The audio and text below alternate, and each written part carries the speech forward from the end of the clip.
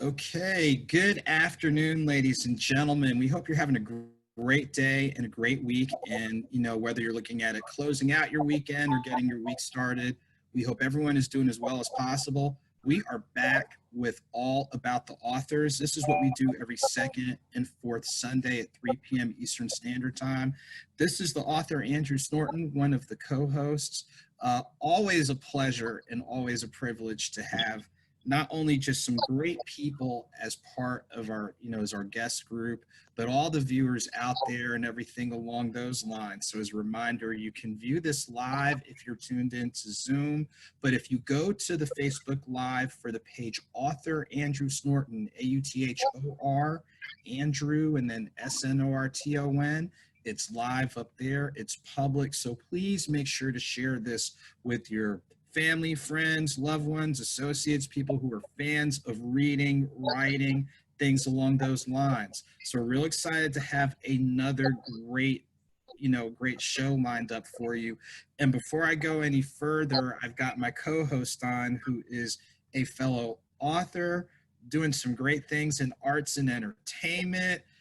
I tell you what, speaker, just has a lot of good things going on. It is Tyrese Ty. So Ty, how you doing this afternoon? I am super duper blessed. I'm excited, and I'm just glad to be, like my grandfather used to say, above ground. Well, join the club. Look, like they say, it's better to be seen than be viewed. I would wholeheartedly agree. Hello. Especially in this day and time, I'm excited about, this moment and just life as a whole, just being a part of the land of the living. I tell you what, there's a whole lot that you said right there. And I tell you what, we've got every time we have two great authors that are on, and, to be able to have, the caliber of people that are joining us today, I have to say thank you to both Juva Alexander and Vitelle Alston for joining us today. Both are doing some extraordinary things. So I think what we'll do, I'll tell you what, I'll go ahead and get it started with Juva for about the next 10, 15 minutes. And then Ty, I'm going to have you take over so you can go ahead and take care of Vitelle's individual segment. Does that sound like that'll work? Sounds like it'll work for me. Okay, so I am pleased and blessed to have Ms. Juva Alexander joining us. Juva, how are you doing today? Oh, I am absolutely fabulous. Thank you so very much for allowing me the opportunity to come and just share and just chat it up with you guys today. Thank you so very much. I'm doing great. I tell you what, thank you so much for being here. And for our viewers, could you let our viewers know where you are originally from and where are you mainly based out of? Okay, first of all, I'm a military brat, so I'm a little bit from everywhere, but I was born in Memphis, Tennessee. I was basically reared in the Southeast. I've been in Georgia is considered my home. I've been in Georgia the longest. Currently, however, I'm located in Charlotte, North Carolina. This is where I'm physically kind of present, in between Charlotte and Atlanta most of the times, but Charlotte is where I reside. So you and I-85 get along real well. I know you know about the QC in Mecklenburg County, and I'm trying to think, Mertz Heart and Soul in downtown Charlotte. Sound familiar? You know what? I will be completely honest. I've been here since November, and it was a transition with my regular 9 to 5. But I've been kind of stuck, in the house. I think for the last 4 or 5 months. Well, since March. Right. So I haven't had the opportunity to see everything that Charlotte has, but it seems to be a beautiful city. I'm venturing out a little bit, but yeah, I'm still trying to get my feet wet, and now I'm having to do it very safely. Well, all of us are moving a little bit differently since March, but hopefully, you enjoy your time in Charlotte, good people that are there, some good things to do.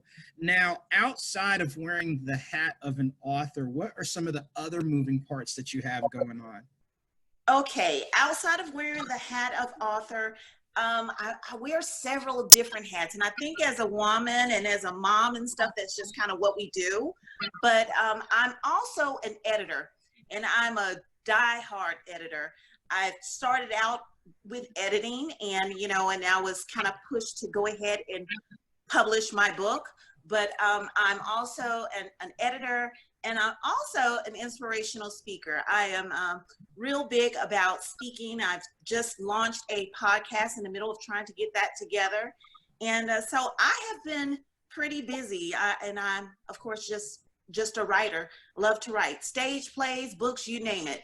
But those are my current hats. If you give me a few moments, I'll probably think of some more. Well, I tell you what, the word multitasking and doing it with the style and grace and presence, that's what is just coming out right now, to be truthfully honest with you. So talk with us a little bit about, your book. Sure. And wearing the writing hat, that's one of the big things. So walk through with our viewers some of the works that you've already got, squared away. Okay. Well, the one book that I have written, it is called From the Pole to the Pulpit. And this is it. You'll notice if you go to Amazon and you type in From the Pole to the Pulpit, you'll probably see 3 authors with this exact same title.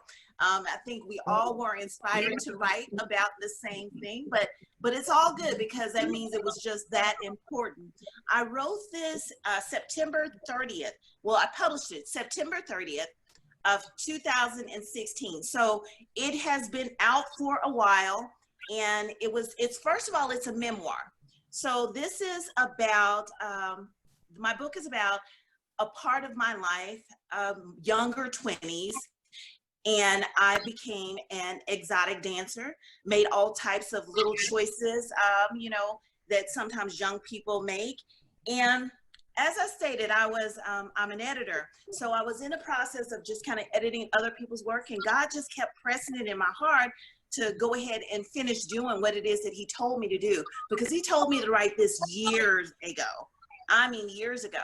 And I sat on it. First of all, I sat on it because he gave me the title. I'm like, from the pole to the pulpit, what?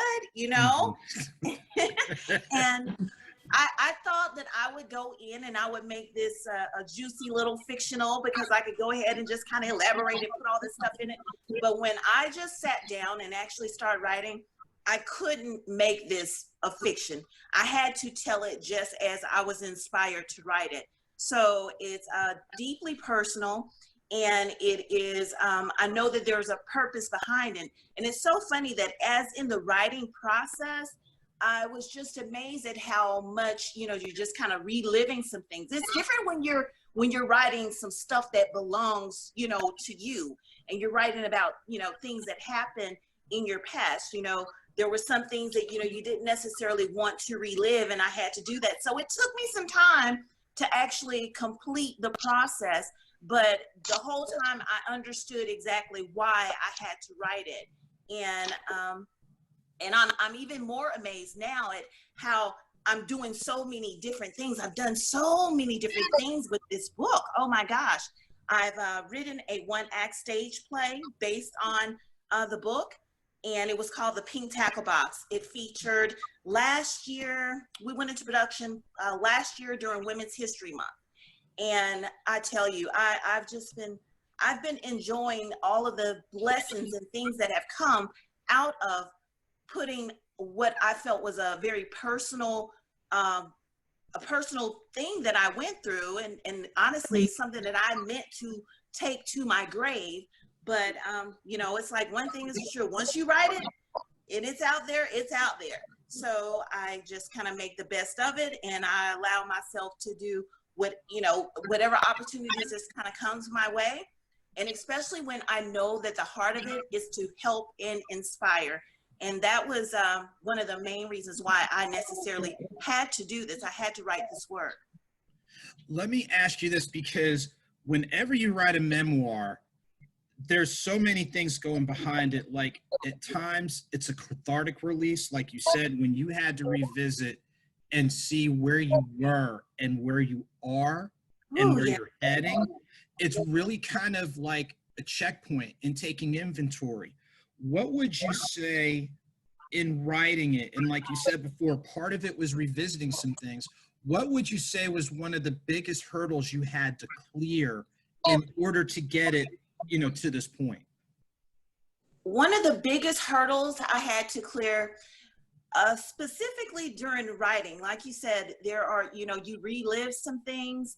And what's interesting about this particular work is that as I'm writing it, I know that I was just kind of being ministered to. And I think for me, this book, writing, the whole writing process,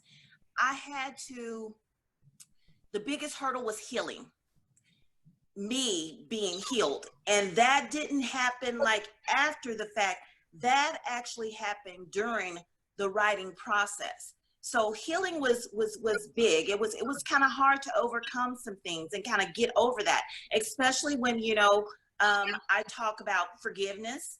And, we in general, we talk about forgiveness. We have to forgive others. We have to forgive people that did things to us. We have to ask God for forgiveness and receive his forgiveness. But what was really hard for me was to learn how to forgive myself for the choices that I made, forgive myself for the, for the example that I set for certain people, just forgiving myself for not knowing how to love myself properly, so that was the biggest hurdle, was just self-healing, just healing. Let me ask you this, and that's really powerful. And I know you've got a number of takeaways that you want any reader or people who are out here watching. What would be, of the different themes that you explore and you investigate, what would you say for readers and viewers would be a key takeaway that when you look at this or when you read this, what's one of the many things, what's one key thing that you want to take away from when you pick this up and then put this down? The biggest key thing that anyone will gain by reading my book is to know that there's a purpose. There's a purpose for our lives. Whereas, I went from the pole to the pulpit, so to speak, but there are many of us that are just kind of stuck. And I was stuck in this sex-based industry, and I was stuck for many, many different reasons. So are a lot of other people, but we have people that are stuck in so many things that isn't our very best. We're stuck in dead end jobs. We're stuck in poor relationships. We're stuck dealing with toxic people. But to realize that no matter what it is that we go through in life, because we all go through things in life, we all have a pole, right? We all have that something that has kept us stuck or have kept us stagnant and not moving forward. Well, what I want people to understand is that there is a purpose and there's a plan that's so much bigger than ourselves. And when we embrace the fact that, hey, I was created for more and I can do this, or trying to discover exactly what that thing is, I want people to realize that there's a purpose and there's a plan for you. You don't have to be stuck dealing with depression. You don't have to be stuck with all of the many things that we're just kind of stuck with in life, but to know that there's a purpose specifically for you. There was a purpose for me. And I want people to know that, hey, there is a purpose for you. I want them to know that there's hope. Well, I tell you what, that's a lot that is in that book, and there's a lot of constructive takeaways. So before we pivot to Ty, could you please let our viewers know what are the best ways to get connected with you in the work that you're doing? Sure. The best way to get in touch with me, of course, I'm available on Facebook, Instagram, Twitter, all of your normal social media platforms under Juva Alexander or author Juva 3 Alexander. And you can also connect with me directly at my website. It's Juva 3, spelled just like threat, Alexander.com. Well, I tell you what, I'm going to go ahead and turn it over to Ty. Ty, I'm giving you the assist right here. You know how we do. Go ahead. Hi, Juva. Hey, Ty. Hi. So I think you're dope. I think you're very dope, and I love your ministry. I love the title of your book. I'm never concerned about what everybody else is doing and what everybody else has done. Whatever God leads you to do is for you. That's right. Okay, that's your ministry. That's your story.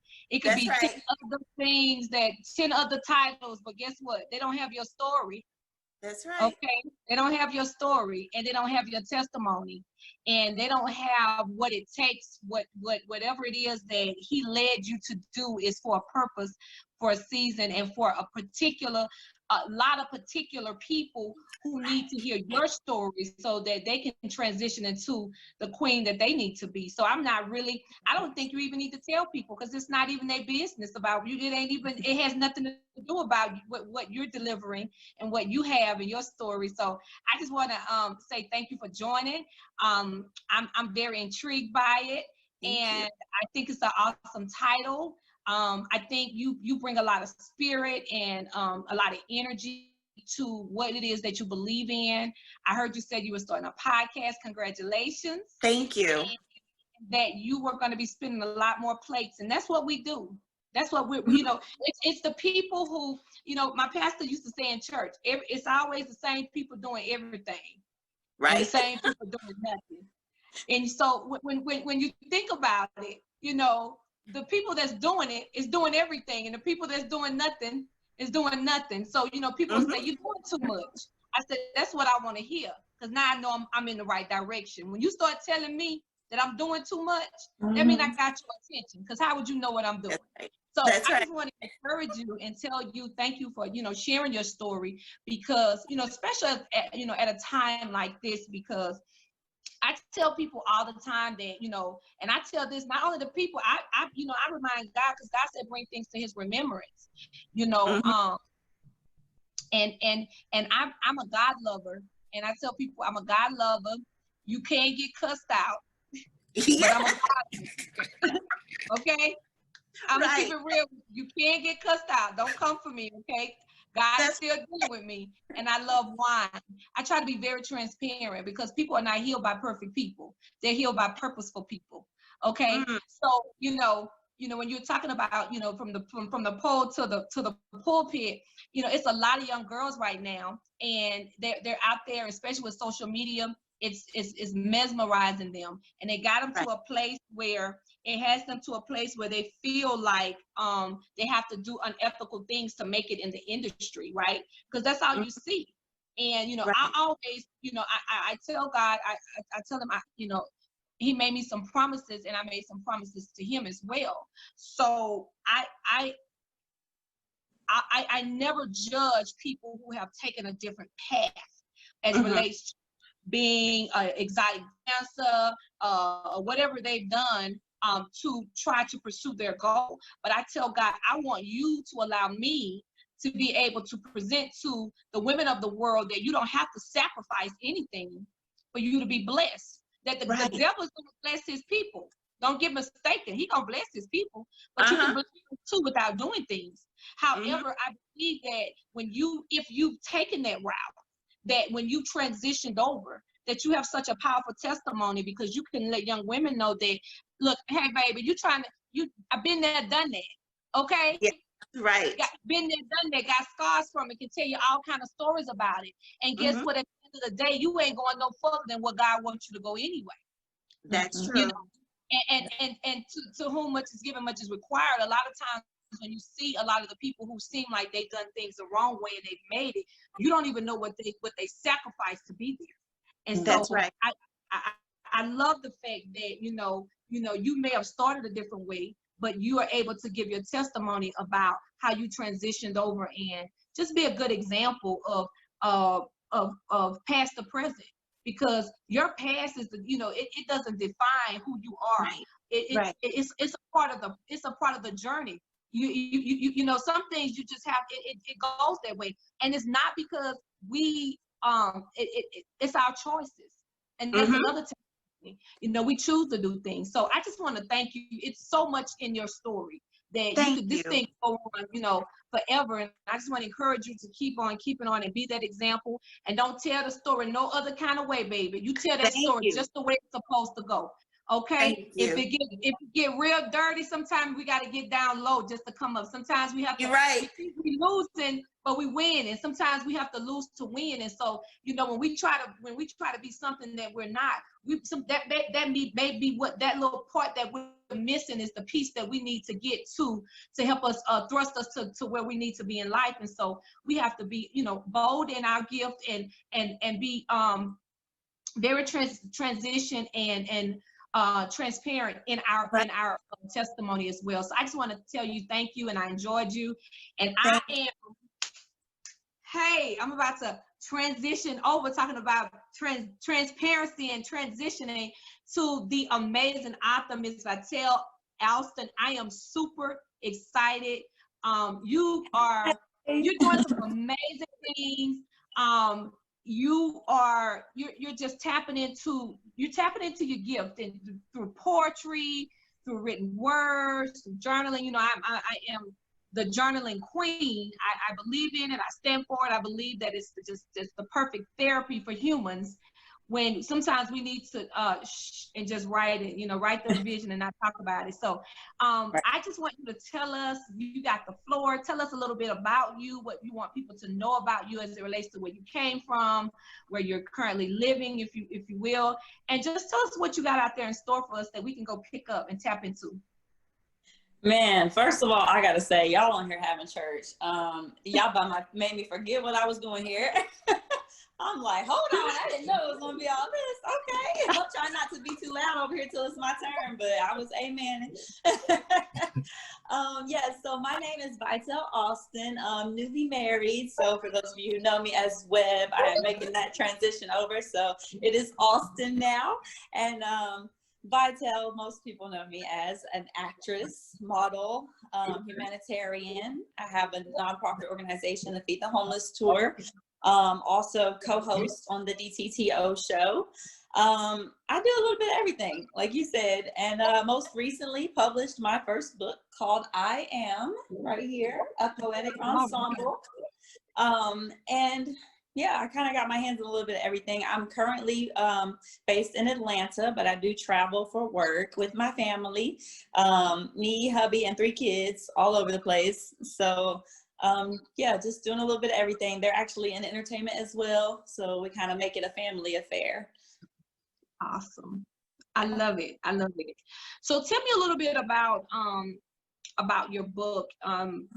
You know, I say everybody has a story. When Juva was saying, God Ben told me to write this book, I'm like, girl, you just on the list with all of us. We so disobedient. Right. Yes, ma'am.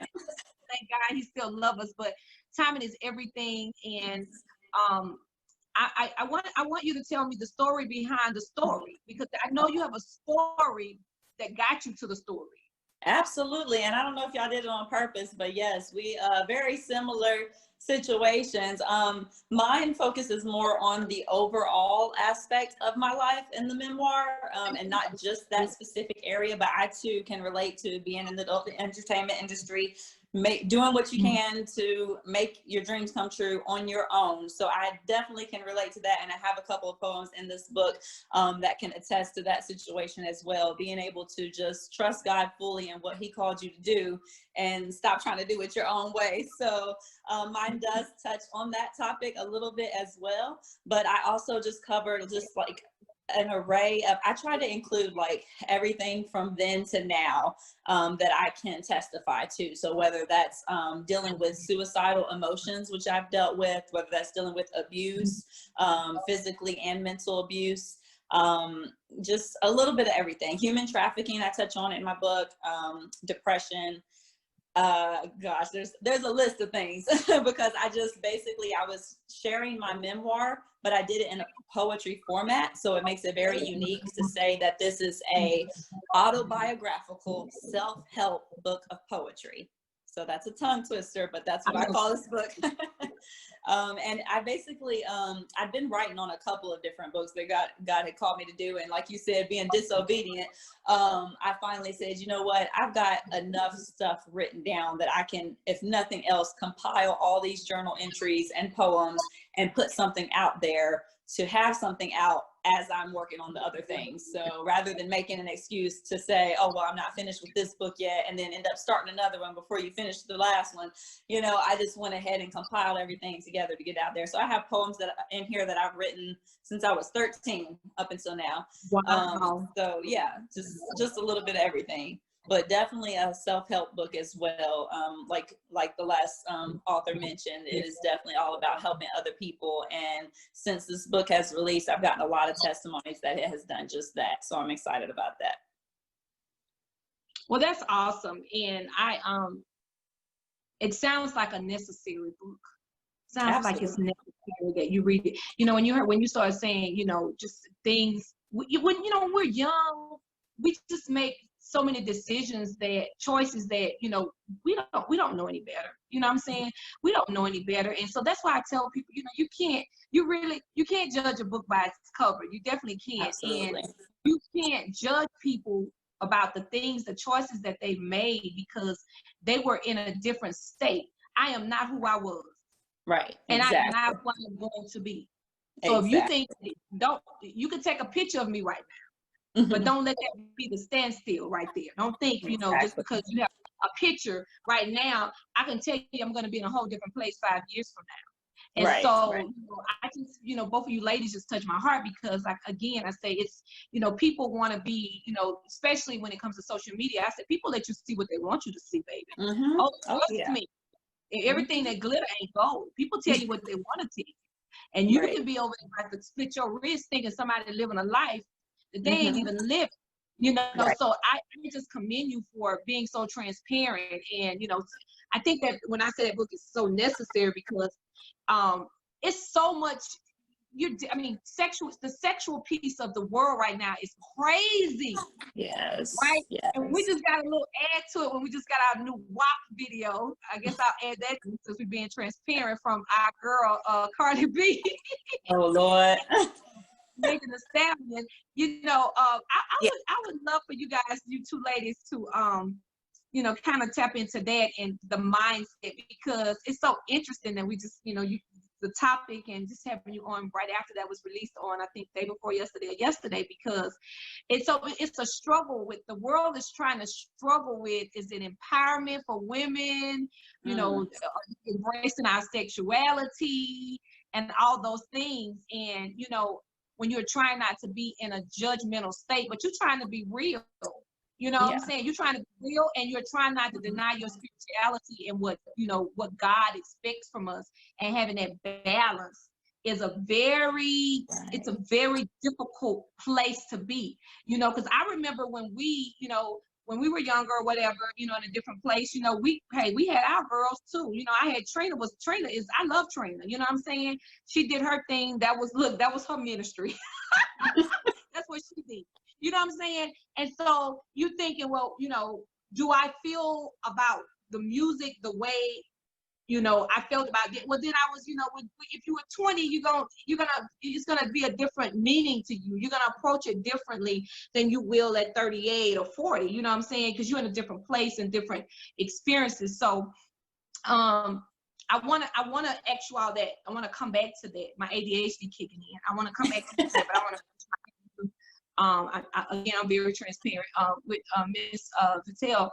You talked about trafficking, and that just like came out for me because I don't think there's enough information. I don't think there's enough talk about it. I don't think and then we looked at, you have a resource right here that should be in every school library, okay? In every school. I think it should be a course. I think it should be a part of a sexuality course. I think we need to talk about it more.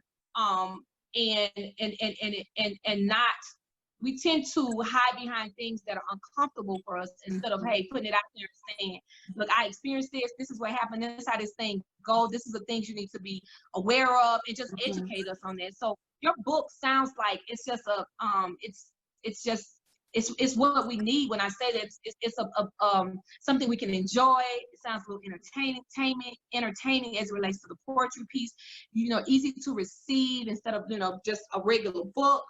but also educating us as women on, you know, not just where you came from, but some of the things that not only we struggle as women, but as society struggle, kids, young women, on our sexuality. We can't just play around with this thing. We have to be real.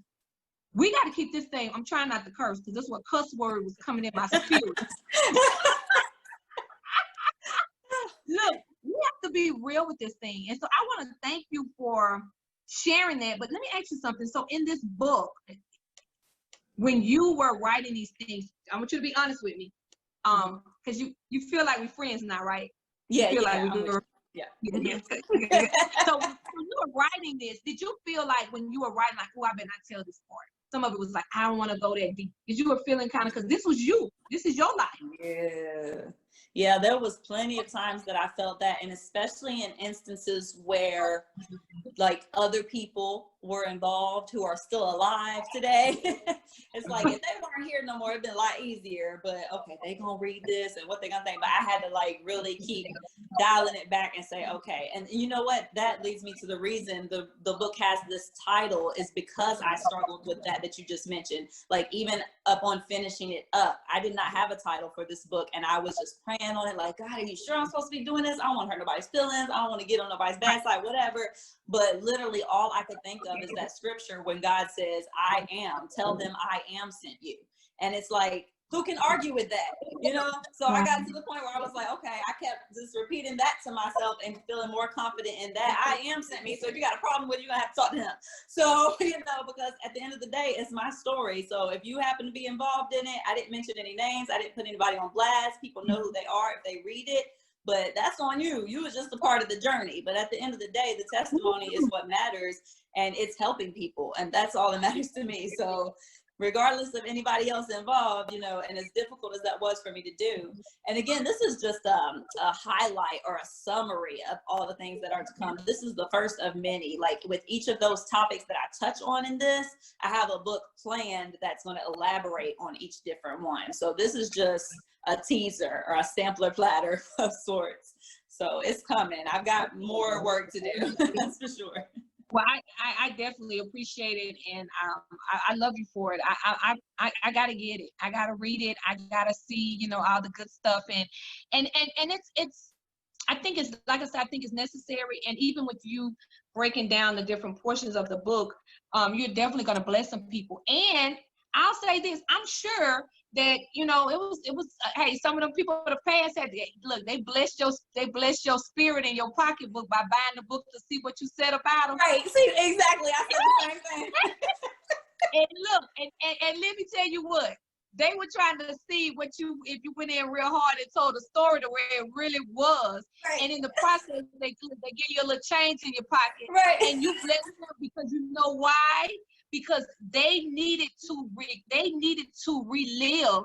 Oh. So you healed not only the people who you're helping the people, not only that just gonna read it and may have experienced something like that. You're helping the people who are in the process of making a choice, and then when they read your book, they shift and realize that this is gonna be the outcome. It's not gonna be well, and then you're gonna bless those people who you were trying to decide if you should add them to the book to relive what they've probably been suppressing, right?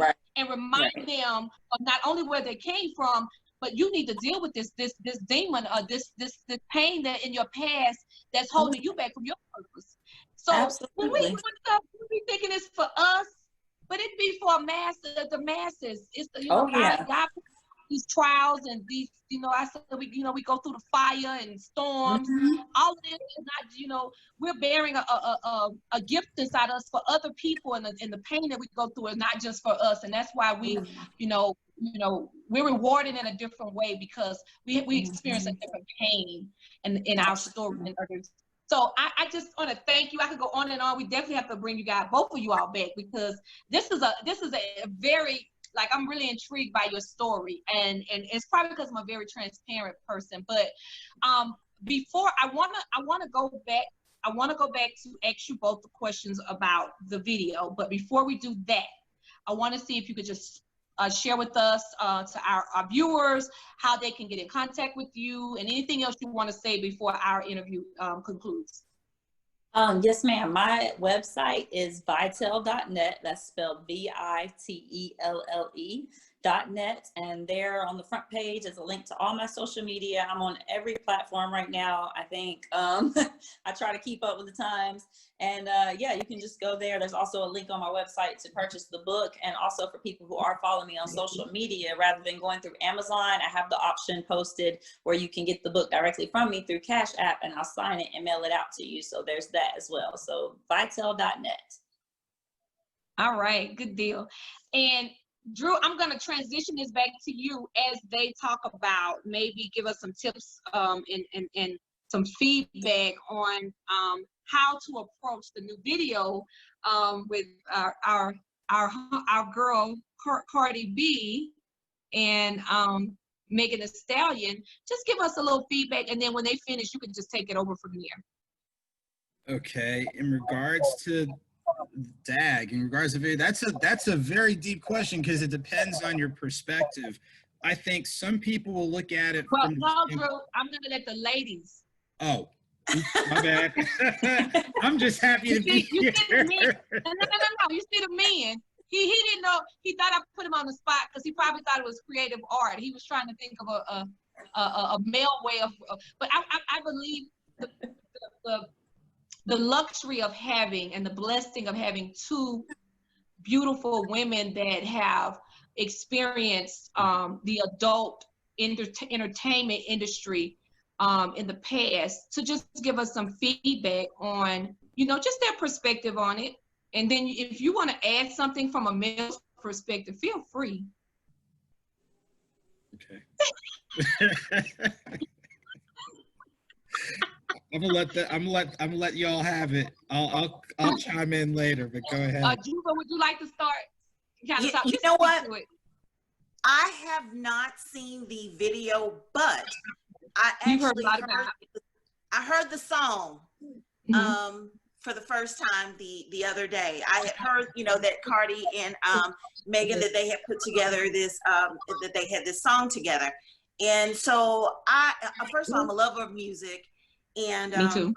So yeah, so I heard the song, and I'm a lover of words, so I heard the words, and it is. I understand what you said, that if this is a time that we're embracing our sexuality and all of this, that, and the third. I really think, bottom line, and I hate to say it, but it's been like this since the beginning of time. Unfortunately, it seems that sex sells. And I think sometimes it's putting an impression on a lot of young people, and it makes it difficult because you have some women that have such a huge platform, and we want women to be able to embrace themselves and embrace their beauty and embrace different things and their talents and their abilities. But we have to be mindful of the message that we're truly putting out here, and I think, and like I said, when I was writing my book, and that was one of the things that I kind of struggled with, was, just kind of forgiving myself because of the examples that I had set. But I don't know. I think I probably need to definitely see the video, but I heard the song, and it was kind of, it was a little different. It was a lot. It was a lot. It was a lot. Yeah, you can be very transparent on this interview with us, because we keep it real. We have a little church, and we laugh, and we have a little jokes, and we do a lot of little things. But we keep. I mean, any topic that we talk about, we just be 100 either way it goes. So right. Yeah. I can piggyback off of what she said. I too have not seen the video, and now that I've heard about it, I probably won't want to ever see it. I'll tell you why. And this is, I don't know if you can relate to this, being in the adult entertainment industry as well, but for me, it's very personal, because I just feel like when I see the people nowadays being trained to think that this is the way we're supposed to be, it's a problem for me, because when I was stuck in that industry, it was difficult to get out, not only financially, because, you got to pay your bills, and, you kind of get stuck in the circle of, okay, I know how to make money quickly. Let me go do what I have to do. you also get in the mindset of that's all you're good for. So for me, when I see people overly sexual and just putting it out there like this is what we're supposed to be doing, I feel like we're training women to think this is what you're good for, this is what you do. And you know, there was a time when people had a problem with being told that they're supposed to stay in the kitchen, make babies, and cook dinner. Now, you know, you're getting a whole nother mindset of you're supposed to be out here flashing everything, you know, like I just take it so personally. Even if I'm in a club or something, like I love to dance and I love music as well, but if they start dropping the P word too much and every single song and every single lyric is about drop it low and twerking and everything, like it's just like, gosh, like we're training not only the women to think that this is all they're good for, but the men to feel the same way about us. So I just take it personal. Like it breaks my heart to see that, because I think about the women who are stuck in it, the women who are trafficked, and the women who are mentally stuck in it because they feel like there's no other way for them. And I had to convince myself I'm much too talented to just be in this position. But that's what the world is training us to think, that that's what we are. We're meat, for lack of a better word. I'm gonna let Drew take. I gotta say this before, and sometimes when we have really good authors, it goes this way. He knows it's kind of like church when you're supposed to get out at a certain time and you kind of go over time. I can't. When you were talking, you really gave me chills, and I could tell that Juva was like cheering you on because she was feeling what you were saying. Thank you for being transparent. You gave me a whole new view on this thing. Let me tell you why, and y'all gonna feel this. You know, and I yesterday I spent time just chilling. I don't really chill a lot because even though I'm in working in the entertainment industry, and travel and used to be at concerts and different things of that nature. It's still hard, and Drew knows me for this. Like my brain is always working. I'm always thinking of this. I'm always talking to this person. I just don't know how to really chill. And I was just telling one of my good friends that I just chilled and I just looked at stuff. And I looked at the video one, and only reason why I looked at the video because everybody was talking about it. So I wanted to know what the hell was going on. What is the the WAP video? So I go to look at it. And then I see it, and then I'll let Drew talk about the visual. And so, but when you just said to me, people were trying to justify so many reasons about this video, and you kind of like when Juva and I was kind of on the same page, like you know that, like I said, when the Trina was out, it wasn't like that, but it was deep. But that's your time, and so you're 20, and you looking at it, and you like, yeah, go girl, because that's the level you're on. The Bible said you're a child, you do things as a child, but when you become an adult, you put aside those childish things. So you're not going to perceive things, hopefully, the same as you did back then. But what struck me, what you said, was how it was painful because you got a person that's, oh my God. You got a person that has not been abused, that has not been raped, that's not been trafficked, been through the trafficking process. That's just like, it's music, girl. We just dancing. Stop being so serious. The beat is good. Right. It's this, and it's teaching women not to be, men do it, and they're making the reasons. But then you're saying, whoa. Do you realize that we did this? We had to do this and didn't want to do it?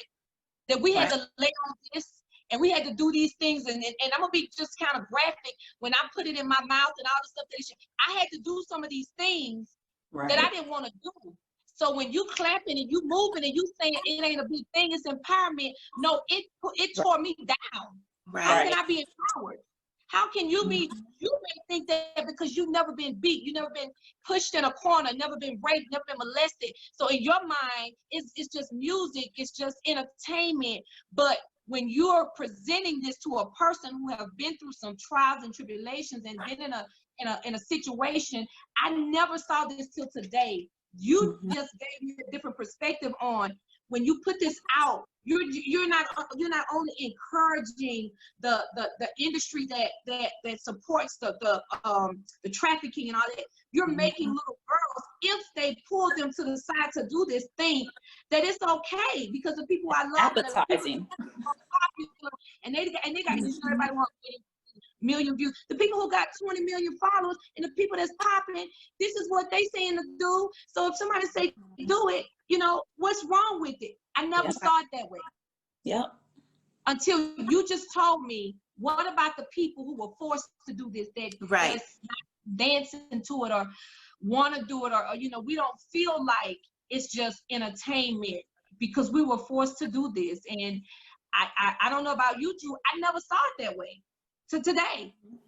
I just never did, you know, and I'm deep in the entertainment industry on a different level. And so I'm like, you, Drew, you know, you love music. You can see creativity in everything, you know what I'm saying? Because you love music. But then when you have to separate that from your spiritual side, and it's the flesh versus the spiritual side, then, you know, sometimes it's a challenge to do that. I think we all are challenged with trying to separate, you know, is this acceptable or not? Are we being too critical? We did it when we were 20. Are we being, you know, too hard on the kids? Are they just expressing themselves? One thing I will say, one thing I saw that I will say is that I will never feel like it's empowerment. Like we got all this empowerment stuff that we don't want to call it. I saw women saying it's empowerment. I was like, we will not, you know, we will not confuse empowerment with expressions. We will not do that. Because that's just for me, it's just defying the whole thing of, you know, women embracing who they are and being able to be entrepreneurs and stepping outside of broken marriages, broken homes, molestation, things of that nature, and still be, you know, you are women of empowerment where you were in a place and you pulled yourself out of it. It can be okay with you, is what I'm saying, but don't call it empowerment. Does that make sense? Yes. Yep. The women have took over, but go ahead. Well, I mean, look, when it's 3 women and it's just me, hey, this is part of what comes with the territory. But I think the good thing is, number one, you learn when you talk with and listen to. And I think not only just for me, but everybody out there is looking at things through a different, you know, looking at things, you know, a little bit differently. And you know, referring to the video, it's so many different trains of thought. No one is saying that people cannot express themselves. There's nothing wrong with saying to express yourself. But we know it's a very fine line in regards to discernment and maturity. And like you said before, one part of this whole conversation that I'm glad both Vitelle and Juva brought up is if you're in that particular industry, it's brutal. I've interviewed people who were in the industry, and it's, to call it blood sport is an understatement. And we forget that, like you said before, some people can look at it as they're expressing themselves. It's no big deal because that's not my thing. But everybody doesn't look at it like that. For some, I'll just go ahead and level it out there. We know that to varying degrees, men are visual. So when men see that, some men are going to say, that's them expressing themselves. That's not my thing. Other men are going to be like, yeah, let's go ahead and get down and dirty. But then the scary thing is when men internalize that and think that's how all women are. So when a woman doesn't act that way, oh, blank you and blank you, or you know you like it, all that type of thing, and it gets people real clouded. That's just on a regular day-to-day dealing. It's not even talking with women that work in that particular industry or other elements of entertainment. So it's you're at a real fine line in regards to how you internalize it, your discernment, your perspective, and like we said before, with people who have been in it, the way that they're going to view that is totally different from how, you know, other people are. So it's, like I said, no one has a problem with people expressing themselves, but once you put that expression out there, there's so many different ways it can go. It can go left and go right. And you know, when you're looking at it through, I say, mature lenses, you can say that's them expressing themselves. That's not my thing. And I know every woman is not like that. But for immature and irrational minds, they think that's what women want. That's how they are.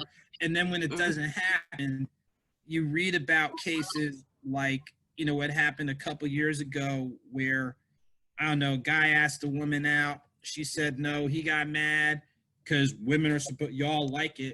And then he went out, got his gun, and then came back and shot up the whole place. Like, you're potentially playing with the powder keg, to be honest with you. So artist license and whatever, I get that to a point, but everybody isn't looking at that lens. And like you said before, there's so many potential negatives from the people who are in that industry just day to day. You think about even women who are in a corporate setting, if someone's watched it, even though they're seeing you in a suit, they're like, oh, that person, you know, she gets down and dirty, and that might not be her thing. So you really are, it can go so far out. I mean, it really can. It's can be a powder keg, just to be honest with you. Well, do you feel like, from a man's perspective, do you feel like it's one thing, you know, because it's crazy when, you know, you hear women say, you know, when men treat us a certain way, when the men rap about certain things, but when we start saying we want to do the same thing we were telling men that, you know, why are you saying these things about me? You made an interesting point, Drew. So now we're telling you we want to be this. We're saying we want to be a hoe. We're saying we want to, you know, we want you to look at us as a hoe.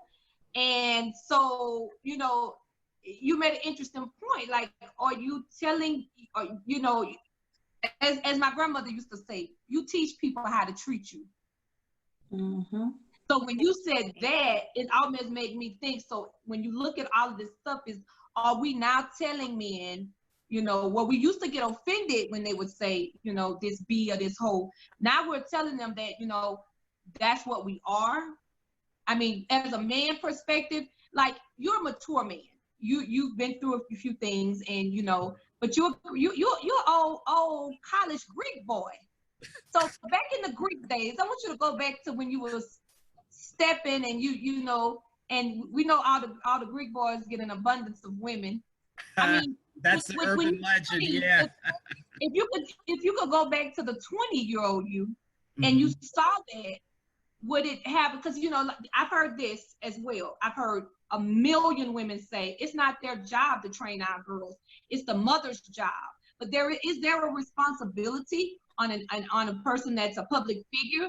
Is there a responsibility, one, on them? But I want to ask you, the 20-year-old self, you, what would you see? Like, what would you would it make an impression on you? As a 20-year-old, look at here. As a 20-year-old, first off, you're happy to be out of the house, all right? Let's just go ahead and be open. You're happy to be out of the house. I mean, I grew up in Jersey, and I grew up in Jersey. I went to school in North Carolina, so that was like a 9-hour drive on a good day. So I'm away from home. I can really kind of develop into who I think I'm going to be. As a 20-year-old, look at here. I remember how goofy I was the first day of classes. So having said all that, as a 20-year-old, and you see that imagery, you're not thinking about all those other elements that as you're 30, 40, 50 that you're thinking of. You're caught up in the visual. You're like, damn. And then you're like hoping that the next woman you talk to is back. I'm just loving with you. You're just hoping that the next one you talk to is like, feels that good about you that she wants to. I'm like, yes, I want it. You talking about the Olympics champ right here, the man right here. I'm just loving with you as a 20-year-old.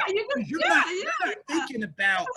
not thinking about the potential collateral damage that you can do when you're just not. You're not thinking that way. Now, as you get older, and as, let's say, some things hit closer to home, like you have a family member that's gone through some nonsense, or a friend of yours that's gone through some nonsense, you start pivoting real big. So again, you know, as a 20-year-old, there's some exceptions, but in general, you're so caught up in the optics and visuals that you're not thinking clearly. You're not thinking about my mom. I have respect for my mom when you watch that. You're not thinking at 20 when you watch that. Oh, I have a mother. I got a sister. That ain't nowhere near your mind. Look, I'll say this just to be totally transparent. As a 20-year-old, visuals, come on. Like when you're walking to class and you see something, your whole body, everything's gonna move. Now, don't let it be on a weekend and you've had a little bit of liquor and you forget it. So we didn't even include that. We didn't even include that. Let's just be real. So that's why I said what I said before, that when you're older, you can see it as expression. That might not be you, but okay, you get it, expression.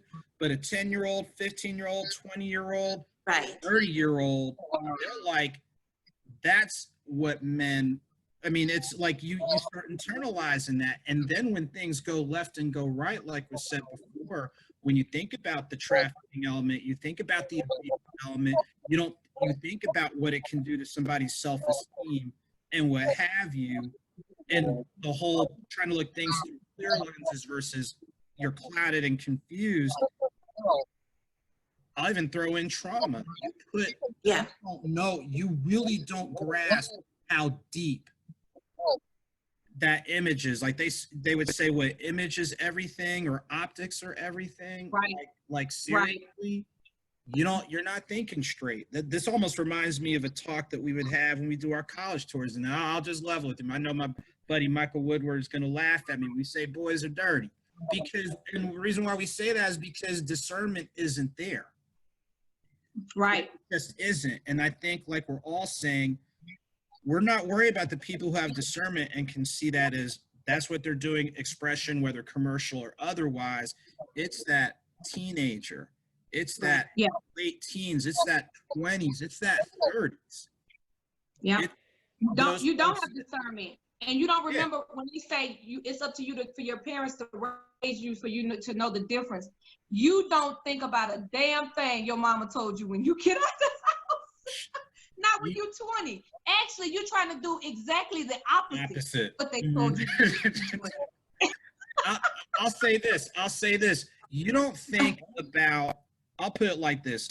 Sometimes, it's not absolute, but sometimes you don't think about the life lessons of your parent, your guardian, your elders until a problem happens. Mm-hmm. Once it happens, it's like, damn, mom used to say, or my grandma used to say, or my granddad, or my great uncle, or whatever. Like sometimes you don't remember that until you get knee deep in some hot ass mess. Like seriously, you don't. That's an excellent point, Drew.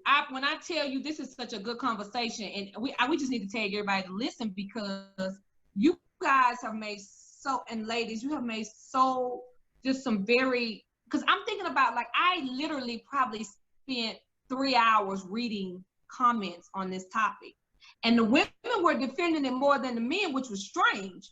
But you've made some very, very, very, interesting points. Like you don't remember what your mom or your grandparents told you till you're in jail, to the sirens coming, to you.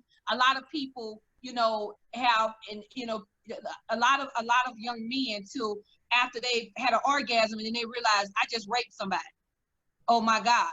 But during the process, you even as women, we've experienced things that, even choosing to be with a man. Okay, we choose to lay down with this man, and we don't realize it until they walk out the door that was not a good decision. You're right. Until that hits the consequence part, that's when we remember. That was an excellent point. Excellent point. And I believe in creativity and self-expression and all of that, but I think more than anything, especially when we become of a certain age, I think we have a responsibility. You know what I mean? We have a responsibility as to what it is that we are putting out there. And I've often just thought about, just kind of Cardi B, because she came from the same type of background. And I'm like, and I would never stun what it is that she's doing as far as her being this artist. But you have so much influence. You have so much influence. And then especially with her, because she knows what this lifestyle is like. She knows firsthand what this lifestyle is like. And she knows that it is not all glitz and glam. I mean, it just isn't. It isn't. And of course, you know, we have Hollywood and we kind of glamorize all of this stuff, but at the end of the day, we still have a we have a responsibility. She knows what this is like. She knows what it's like being stuck. She knows what she knows what it's like. You know, I just think at some point in time we have to be responsible. We have to be responsible and be mindful of the message that we are putting out here, because we do have younger people. We have younger people, or either we have young-minded people, you know, and we have to let people know that everything, it isn't necessarily okay. And like I said, I'm not bashing her, but it, you know, I can understand what Vitelle means. It is disheartening. You know, it is kind of, it is disheartening. And we have a responsibility. But I guess that's why we have some people that, you know, that speak out and say, hey, this is what happened to me. This is what I experienced. And, you know, because Hollywood, we will glamorize it. And that's why you have so many of the people that are on those message boards that are saying, oh, well, this and oh, well, that. And then you have so many women that are defending it. And it's, you know, we've glamorized a lot of stuff. And it's almost to the point that it's like it's okay. It's really not okay. Some of it's not okay.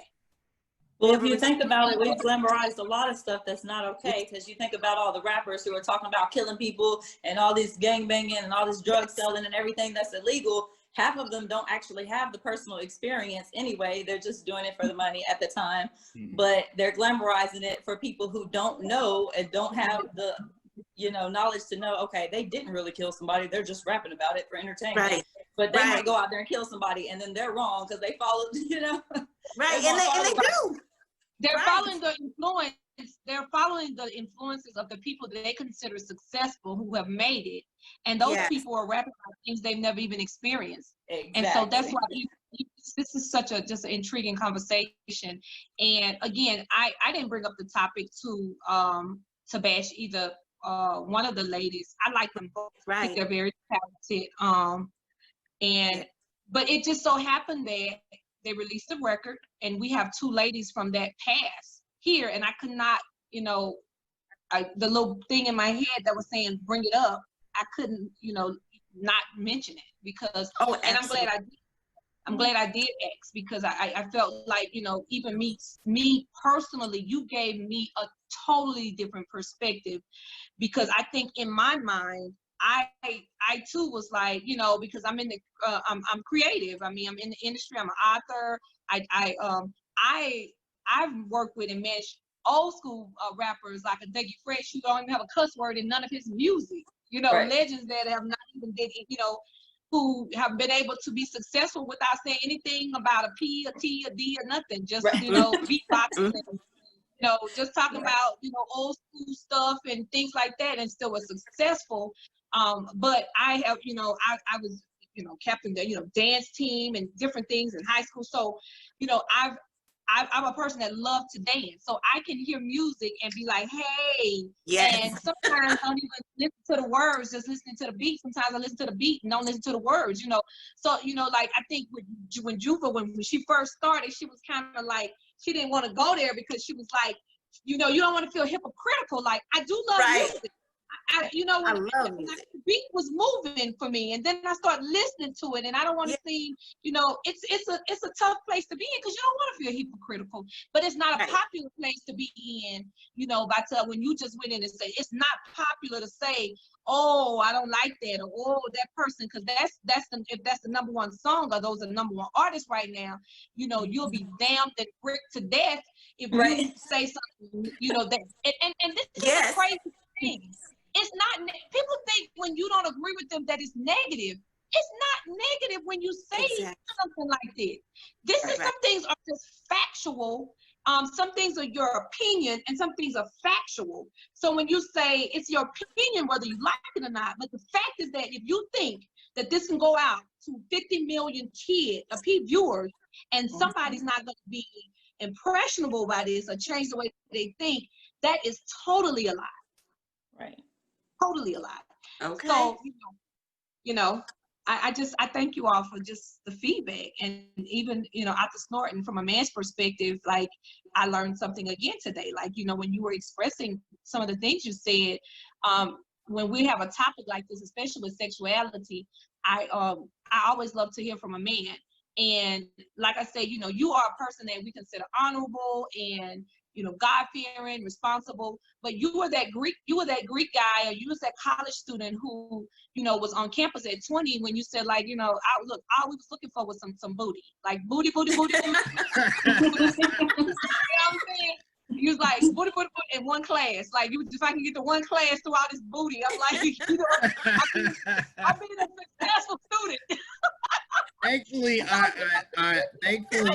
I'll just say this. While, you know, we all have our moments, I'm very thankful to God that more often than not, what my dad would say and what my mom would say would ring out before I did something utterly stupid. Like, I will say that to my mom and dad, definitely. But like I was saying before, you know, when you're younger, you are so caught up you are really caught up in the visuals and all that type of thing. Like, this type of talk that we're having right now would have helped a lot of people at their 20s. So now all of a sudden you're using your brain for more than just what you're doing in class and stuff. It's like, wait a minute, this might not be the best route. This might not be a good idea, or everybody isn't like that. So, Right.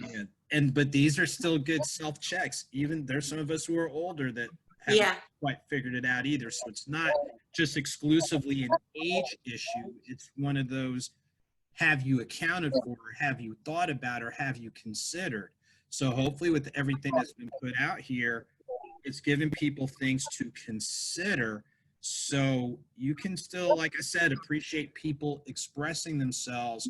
But before you really start going in that direction, pause for a minute and think about some of the other perspectives and other factors before you do something. Right. That was good. I have a poem in my book called For the Money that falls so in line with what we're talking about right now, and it's killing me. I don't know if I have time to share it or not. Do it. Do it. Do it? Okay. Because I'm like, this is just so in line with my poem right now. Okay, I'm gonna share this little poem real quick. It's only gonna take a couple minutes. It's called For the Money. Okay. Wrote down a verse, no need to rehearse. I know what it's like. I've been in this fight. I hustled real hard, had to give it to God. I gave up the bad to get what he had. I was embarrassed and I was ashamed. I needed an out and someone to blame. Ain't trying to be greedy, ain't trying to get rich, just provide so my family won't live in a ditch. You see, I was homeless and lost everything, so I know what it's like to be desperate and change, feeling worthless and bondage, determined to change generational curses. I break every chain. Like you, I justified it. Where is the sin? Who am I hurting? Again and again, I suffered within, passed down to my kin. I've spent all my life trying to break generational curses of poverty, sickness, and death. Didn't like who I saw in the mirror of the role that I played. I wouldn't wish it on nobody else. Identity faded, but I was created for greater purpose. They say who she thinks she is. I'm not better than y'all, but I'm better than this. Sorry if my testimony hit a sore spot for you, but somebody's asking, Lord, what must I do? I did it for the money, some just do it for attention, and people may judge me for telling my business, but many relate. Can I get a witness? Let them without sin cast the first stone, trying to let you know you're not alone. To God be the glory, for he rescued me. The person I was, I will no longer be. I had to do it. I had to. Woo! All right. Better say it. Oh, thank you. You got to be obedient, y'all. This one thing you have to learn to do is be obedient to the Spirit. When it tells you, that little voice tell you, say this, ask that, do this. You just don't know who you're going to bless. You don't know where it's going to lead to. You got to be obedient. Thank you for blessing us with beautiful. Absolutely. I tell you what, I think, you know what, I think that right there kind of sums up a lot of the conversation. It sums up a lot of the themes that were talked about, you know, and things of that nature. So, like, I kid around before we got on, it's like, yeah, we have our template, but, you know, we make adjustments. And Ty, I think you can say the last couple times we've done this, it's been some folks that have dropped, you know, some serious fill in the blank. But I think it's like like we all said, it's something that's needed, and you just go in the direction, like we said before, you go in the, just be your authentic selves and just go in the direction, and what have you. So, hey, I appreciate it. Ty, do you have anything that you wanted to go ahead and state? I'm just, these ladies have blessed me. They have really blessed me. And I just I can't come up with the right words I know right now, because that poem just took me to the next level of just to encourage you all to keep doing what you're doing. And thank you for telling your testimony. I know that there have been times when you felt low as the floor. I know you felt probably like you were less than a woman, that, just nothing, invisible. But when I tell you, I see you, and y'all are cold-blooded. I see you, and your past does not define you. Your past is what's going to thrust you. So don't be bold in it. Don't be afraid. Don't be embarrassed. Let the people talk who gonna talk.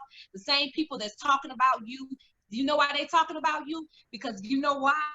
Because they see something in you that's so powerful. They got to try to tear you down before you reach where God is going to take you. But they can't bring you down. And if people talk about your past, let me tell you, if people going around telling people what you used to do, they have an issue with them inside, because there is no way what I see today that I can even pull back what you've done unless I needed to tell a testimony, baby. There is no way I need to even work at what you've done unless I need to help somebody else get past where they're at, where you used to be. So when people try to remind you who you are, who you were, you make sure you tell them, hell yeah, that's who I was. And let me tell you what, you forgot about some of the real, you didn't even tell them the real bad stuff I did, because they need to know how low I was. Right. They didn't know how low I was to appreciate how high I am today. They need to know the nasty, dirty stuff. See, when you take authority over your testimony, and you take authority of all the bad stuff that people try to bring in your face, you tell them, baby, let me tell you how it really was. You left out some stuff. Then they can't control you no more. They can't control you, because you're willing to say how it used to be and who you were.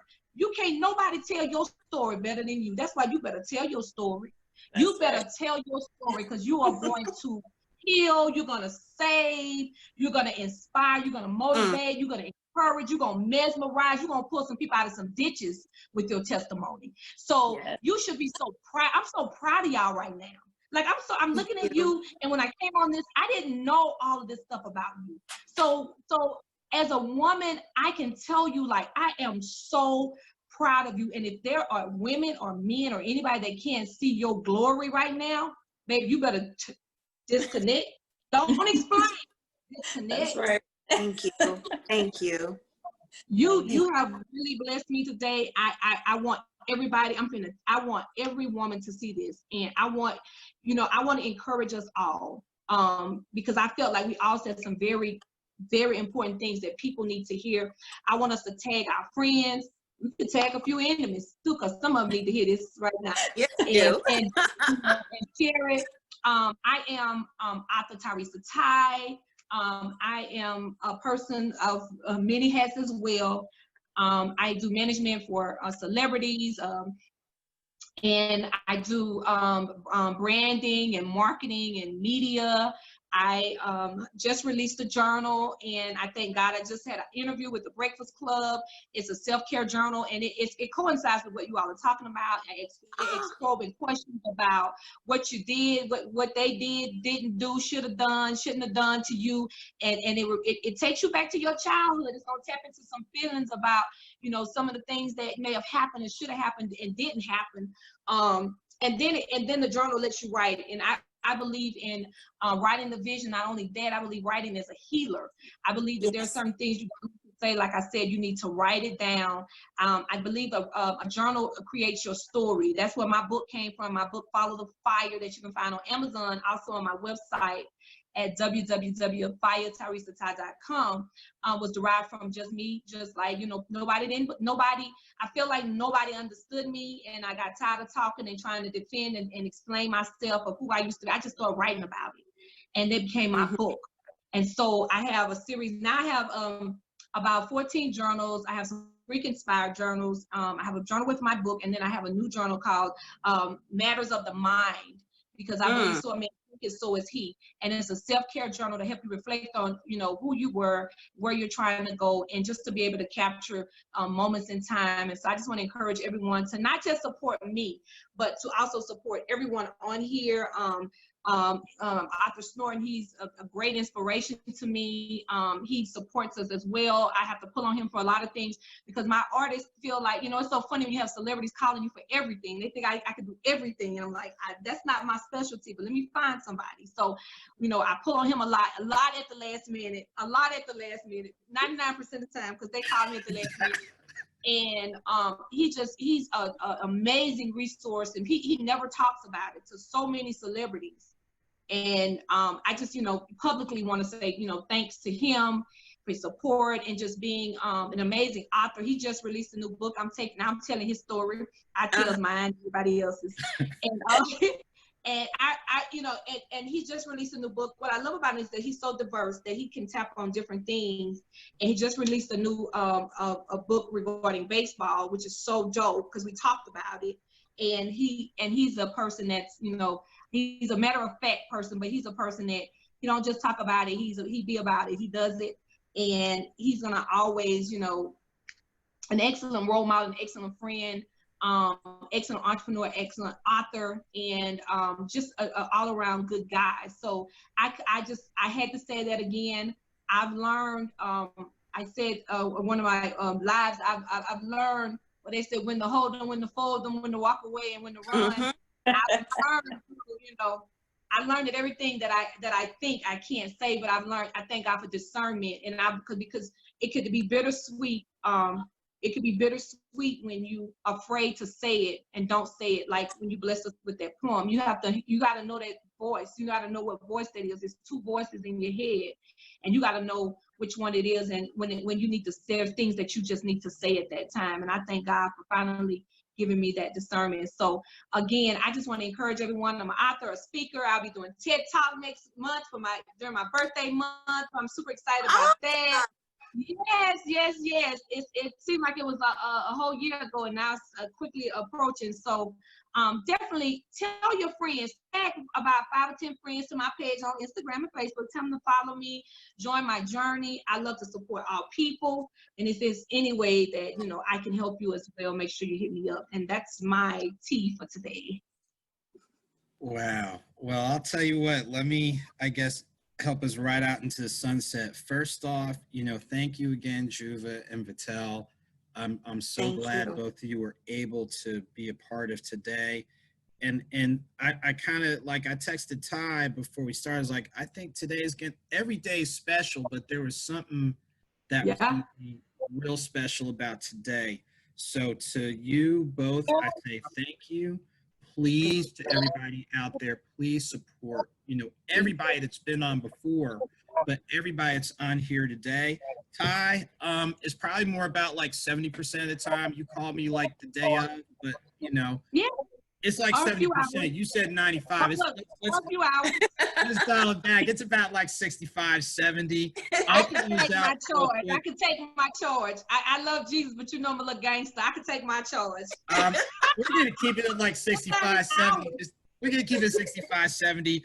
I'll close out real quick with the moving parts on the writing end. The first book, Deeper Than Your Deepest Sleep, Thoughts on Love with Joseph Snorton, is more poetry based, but a lot of it, especially when we talk about topics of like self-love and worth and trying to make clarity out of, you know, some negative situations, to the connections you have with family, friends, and loved ones. This is definitely for the poetry lovers.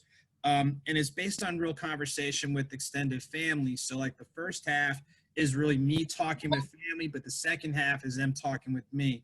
And I think a lot of the themes that you talked about, especially like you said, with self-esteem, image, clarity, just understanding. This first one is definitely for you or readers, you know. 9 Stories of Faith, Volume 1 is the second book. And it's not just looking at things through the lens of your faith and spirituality. When people are opening up about the physical health issues that they've dealt with, mental health, life after incarceration, things along those lines, not only looking at their faith walk, but how they've incorporated better practices with health and wellness, how they've incorporated or identified that support network. And just like everybody here, how you've pivoted in regards to your thinking, your approach, your understanding. So you are still living lives of power and purpose. Even though there might be some things that all of us are doing with each day, it's just drawing perspective and strength. And then the third book is Nothing Minor, which is the new release based on the coverage I did during the 2019 minor league baseball season. It's real important, not just for sport and not just for the photography, and shouts to Emery Rose Photography for being a contributor, but one is the majority of players, I was very fortunate to interview players of African-American background. I think, like we talked about, image and optics. So I was very intentional with identifying those players. Number two, in our interviews, a lot of the takeaways are not just applicable to the game, but just beyond it. I think one of the better quotes that I heard is that this was from a player who I interviewed after they lost a game. He's like, nah, we either win or we learn a lesson. And I think all of us today have learned some valuable lessons that we can take away and continue to win when we're walking with what we're doing in writing and our careers and businesses and things of that nature. And then yesterday, finally, the audio book. So I've got to give shouts to Third Level Entertainment, the author's mixtape. This is the third edition. It's the longest one because I did 9 tracks, but all the writing, recording was all done in studio. So I didn't like pre-write anything. It was basically all freestyle, just talking about contemporary issues, poetry, spoken word. Yeah, we threw a little bit of music in there, but I'm saying all that to say, like everybody here, I think for today, all of us have a little bit of a snapshot of what we've been led through in order to get to this point, but we have further to go. Further to go means the topics we're going to cover. Further to go means continue speaking, advocating, being a resource for people. Even today, there's so many things that everybody brought to the table that we know it's gonna help more than just somebody.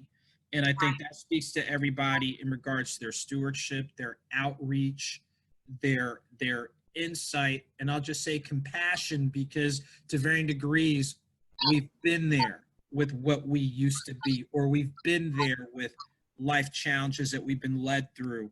What Ty's been led through, Vitelle, what you've been led through, Juva, what you've been led through.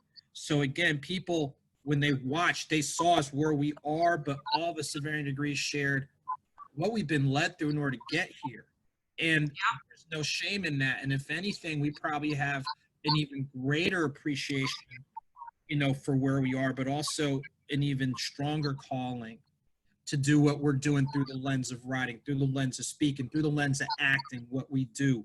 So as Ty has said, and as the old folks say, you keep on keeping on. Right. You keep on. And I'll say this, and this is something I thought about when I think of the topics I've done, from poetry to interviews to sports. Don't let others' limitations limit what you do. And that includes you. Don't let others' limitations on you limit what you do. Plain and simple. Yeah. Thank you. Okay, so I don't know about y'all. I'm gonna get me a cup of water and then take all this all in. But seriously, to everybody who's watching, thank you for being part of today. To Vitelle and Juva, y'all are doing great work. You continue to walk in your greatness with all that you're doing. To my co-host Ty, other than getting your percentages wrong, but but we do this type of cracking jokes at each other anyway. But seriously, to everybody who's a part of today, continued well wishes, continued blessings. We're going to do this again on August 23rd. This is part of what we do, and we want to do this to make sure people get a chance to meet and greet and connect, and you see how we roll, and you see what we're doing and why. This might be the first time that you connect with people, but please don't let it be the last. Plain and simple. So I guess if all hearts and minds are of one accord, Benediction 10. Seriously, if all hearts and minds are of one accord, this is my divinity school. I'm still on the board, so that's part of it coming out. Take care. Peace unto you. Have a good rest of the day. Have a good week, and keep moving forward. Forward moving and forward thinking. Please keep moving forward, because there's people out there that need to hear from you. Seriously. Thank you. Thank you. All right. Thank you all so much. Thank you all. Seriously, y'all. Take very good care. Thank you. Have a good night. Thank you. All right, you too. Bye-bye, y'all.